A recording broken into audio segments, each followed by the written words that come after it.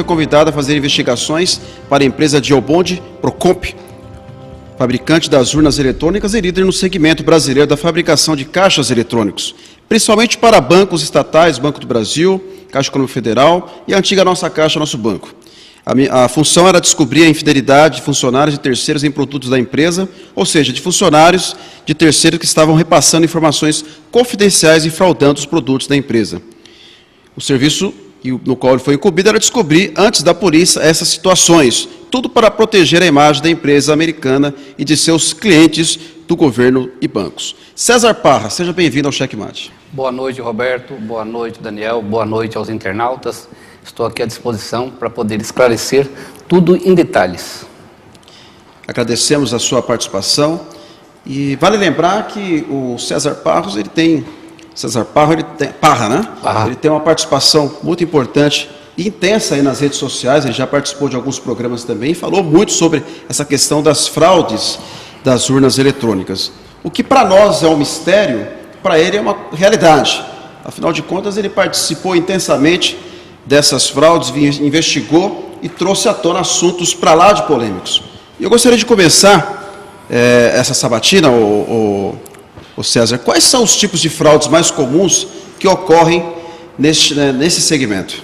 As fraudes são diversas, tanto em caixas eletrônicos como em urnas eletrônicas. Produto este que é passado pelo TSE e por algumas pessoas como um produto inviolável. Eu sempre falo isso às pessoas, Roberto, Daniel, que o importante é as pessoas refletirem, principalmente o porquê.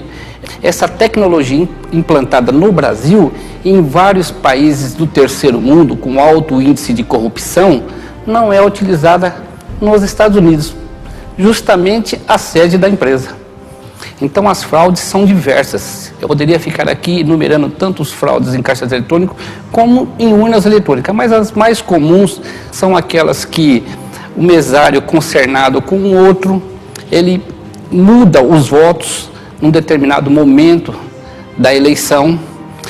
Existem também aquelas que algumas pessoas descobriram que projetando um bug, ou seja, bug é um defeito, alguma coisa na urna durante o processo eletivo, ele no final do dia ele consegue transmitir os votos do papel para a urna eletrônica, além de outras fraudes um pouquinho mais complicadas tecnicamente. Ariel? O que fez, como é que surgiu esse convite para você? Qual era a especialidade que você dominava? Como é que você chegou na Procomp? O nome completo é Diebold Procomp. Na realidade, a Diebold é um nome fantasia. Existe Diebold Brasil, Procomp Comércio e Serviço, Procomp Eletrônica e outros tipos de nomes. O convite partiu em 2002. De que forma? Eu trabalhava na prefeitura de Osasco, lotado num departamento da Polícia Judiciária, uma delegacia de polícia. Eu ouvi uma conversa de alguns policiais que a empresa estava fazendo algumas investigações. Alguns policiais realmente faziam alguns bicos relacionados à empresa, clonagem de cartão. E eu me antecipei e liguei. Foi feita uma reunião previamente, eu passei algumas situações, então eu adentrei a empresa, recebi um bom salário, eu tinha informações privilegiadas.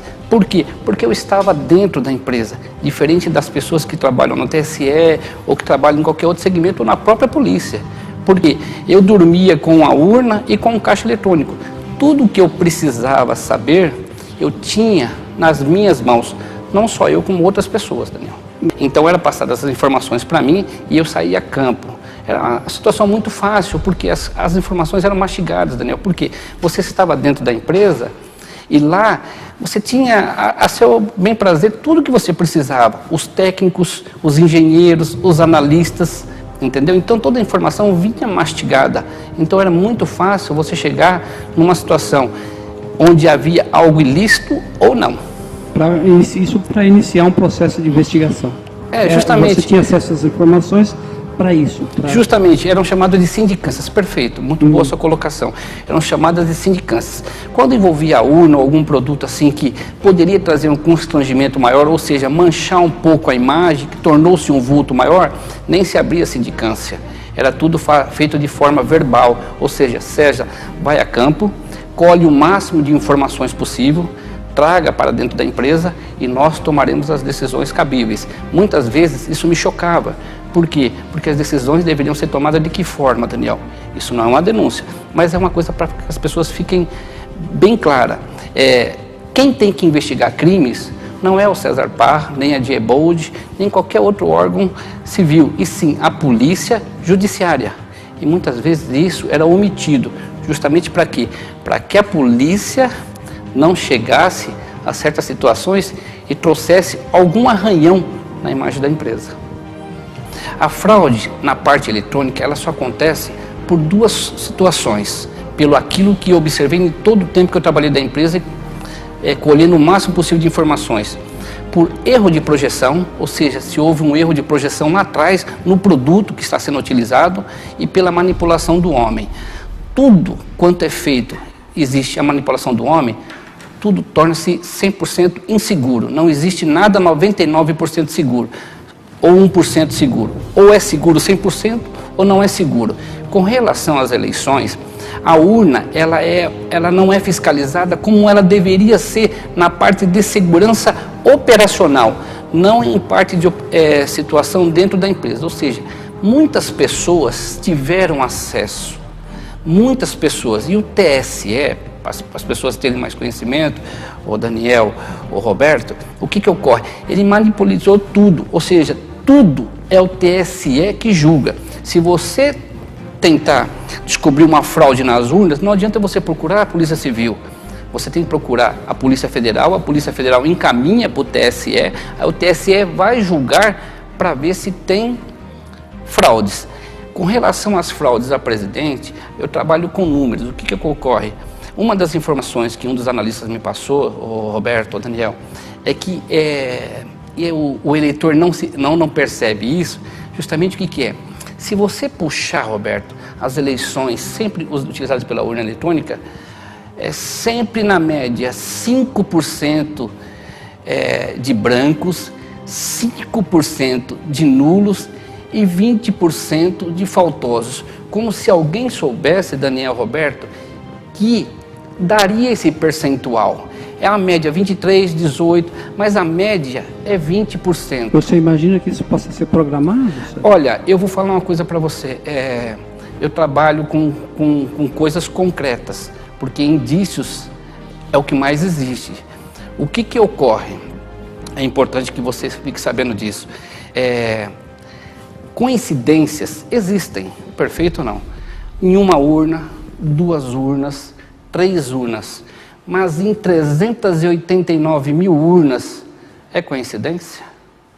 Ou seja, se vocês pegarem, isso é um deixo para os candidatos, até que eu achava que isso ia chegar no final da conversa, mas é bom que vocês toquem nesse assunto. A coincidência que você se refere é a repetição desses percentuais. Justamente. É muita coincidência em 389 mil urnas, eu acho que não é coincidência, né? Ou seja, era muito fácil, Daniel, você pegar 10, 15 pessoas de má índole e infiltrar, que teriam acesso, poderiam fazer certas situações que o homem de má índole pode fazer.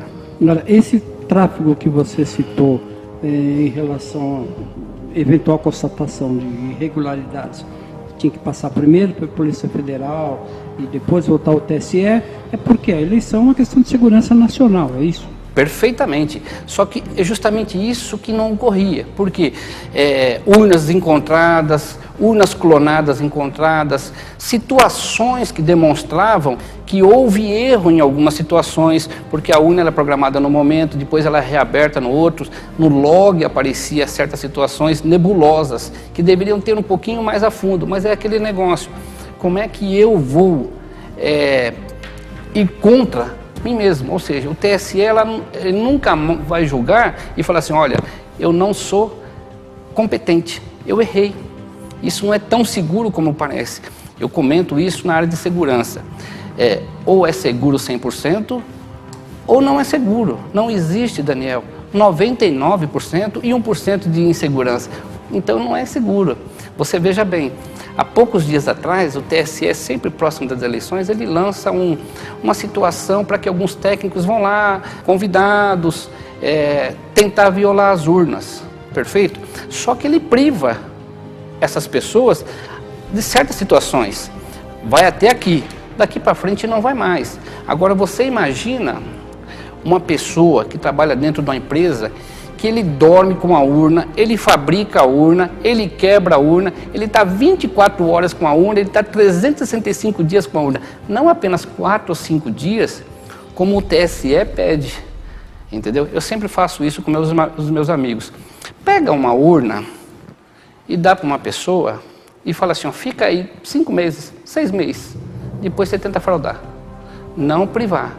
Então, realmente, a gente passou a acreditar que a mentira é verdade. Aproveitando exatamente esse teu conhecimento nessa área de urnas eletrônicas, inclusive com as empresas que o senhor trabalhou, o senhor tem conhecimento de alguém que tenha se beneficiado com essas fraudes, politicamente falando? Se você pesquisar um pouquinho mais, se você procurar, o seu internauta vai observar que na parte do Nordeste, algumas pessoas nas pesquisas não iam ganhar nunca, nunca. Porque a diferença era muito grande, porque a pesquisa sempre dá 4 para cima, 4 para baixo. Agora, 20 para cima e 30 para baixo e a pessoa ganhar com a diferença tão grande, é muito difícil. Eu acredito que lá na região Norte e Nordeste, essa fraude, essa manipulação é mais comum do que aqui na região Sudeste, é isso? Sim, pelas informações e pelos relatos e pelas situações que chegavam a mim, realmente, citar o estado de Alagoas, esse eu acho que é o principal foco, entendeu? Que realmente chamava a atenção. Por quê? Porque os candidatos lá não teriam chance nenhuma e ganharam. E há algumas situações de urnas quebradas, de urnas que pararam de funcionar de repente, depois voltavam, de situações que puxavam, olha, essa urna foi aberta 2 vezes antes e não poderia, o relatório está constando. Porque queira ou não queira, a urna é que nem uma caixa preta. Toda vez que você manipula ela fora daquilo que é dos padrões normais, ela registra. Então registrava. E o que ocorria? Pouca gente sabe. Mas quando uma urna quebrava ou apresentava um defeito, algumas voltavam para a empresa. E lá eles me chamavam. Muitas vezes, sigilosamente, porque tinha outros funcionários. Mas eu sempre tinha um funcionário que era meu amigo, que era meu confidente e que era a pessoa que passava informações. Então ele me mostrava, César, isso aqui não está correto. Eu falei, mas por quê? Porque olha bem, olha essa situação. Então isso me chamava a atenção. Eu relatava isso para os meus superiores e muitas vezes era um pedido para mim não continuar. Mas como eu sou curioso de nascença, mesmo às vezes os meus superiores não sabendo, eu continuava a investigar. Porque antes de ser funcionário, eu sou um cidadão, eu sou um eleitor. Deixa eu entender, César, no caso, quando você se refere a esse determinado candidato que tinha um percentual na pesquisa, projetado pela pesquisa, que depois não se não se concretizava na votação, é isso, né? Havia uma diferença muito grande. Em tese, esse sujeito foi lesado, ele não interessava que ele vencesse a eleição, é isso? Eu levei essas informações para um analista da empresa, um engenheiro da empresa, e falei, olha, chegou essa informação assim, assim, assado. Ele falou, César, uma pessoa com autoconhecimento que mexer com a urna, fique de olho nas pesquisas, César. Por quê? Porque olha essa cidade, ele citou uma cidade, se vocês me permitirem, eu até cito a cidade. Entendeu? Uma cidadezinha do interior de São Paulo. Então foi feita uma investigação em cima dessa cidadezinha por minha pessoa e eu cheguei à conclusão que as pesquisas realmente ela traziam um parâmetro para dar a coincidência, para levar as pessoas a acreditarem que o que der na urna é o que deu na pesquisa.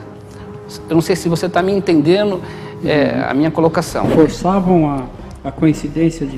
Nessa cidade, basicamente, eu fui atrás das pesquisas e pedi para uma pessoa e vi onde era o instituto e era um bar. Mas César, se chegasse hoje uma autoridade que se interessou por essa investigação, você teria como provar isso? Com papéis, com dados, para que você tivesse embasamento legal, para que você não tivesse só uma participação, por exemplo, num programa de TV e ficasse eras por elas. Se você fosse pressionado, falou, César Parra, prova o que você está falando. Você tem como provar isso? Sim, claro. Tanto que esse depoimento que eu dando para vocês, eu já dei na Polícia Federal. Eu mesmo me coloquei à disposição da Polícia Federal. A Polícia Federal estava investigando uma outra situação e eu fui até a Polícia Federal. Eles estavam investigando uma situação onde eu sou vítima, que a própria empresa na qual eu trabalhei passou a me monitorar através de grampos telefônicos, através de situações ilegais, justamente para saber o que eu sabia e com quem eu estava falando. Já quando você ainda trabalhava lá, ou quando você já tinha se desligado dela? Quando eu saí, Daniel. Quando eu saí, eu senti que eu estava sendo seguido, mas aí houve uma situação onde umas pessoas reuniram várias situações de mídia. Era espião.